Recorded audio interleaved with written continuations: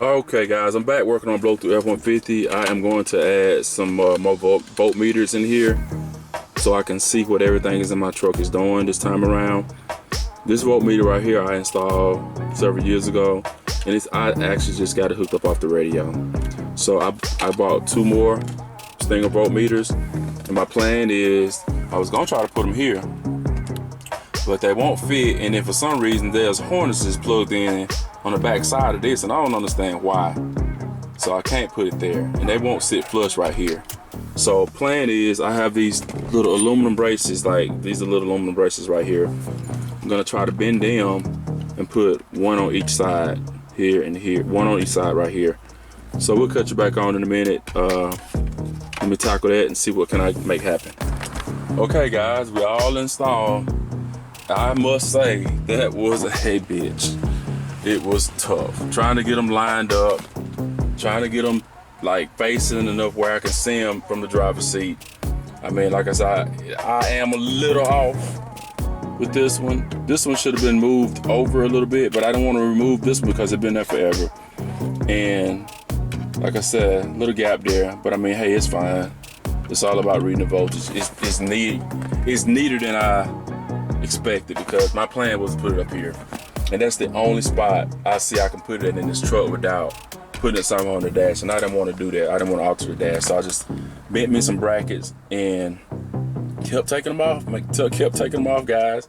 Kept bending until I got it to like good enough. And I mean, it was some work. I ain't even gonna lie. So, this is supposedly gonna be the left battery in the bed. This is gonna be from the front battery up on the hood. And then this one right here for the right battery on the passenger side right here. So I don't have any firepower back here running in the back right now, because I don't have my batteries in the bed yet. I just have a ground ran.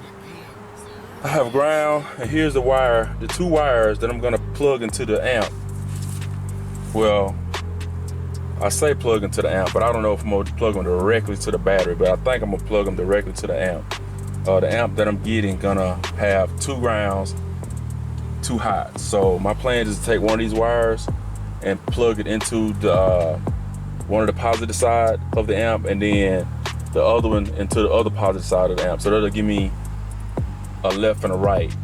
One battery is gonna be running into the amp, then the other battery is gonna run to the amp. So I can pretty much know what the amp's getting with my 2 voltmeters. So I just got this hooked up temporarily. I just got the ground just touching off the ground, and then the wires back in. So I'm just gonna turn the key back. You know, I just wanted to make sure everything is working, and it is.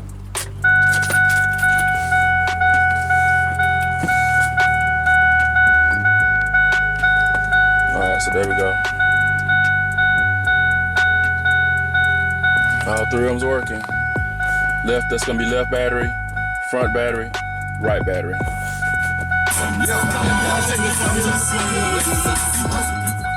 Okay, so we're gonna wrap this up.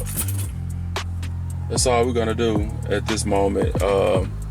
Next thing, like I said, we are waiting on some more 0 gauge to finish wiring up the batteries in the bed, and some more copper ring lugs. Until then, guys,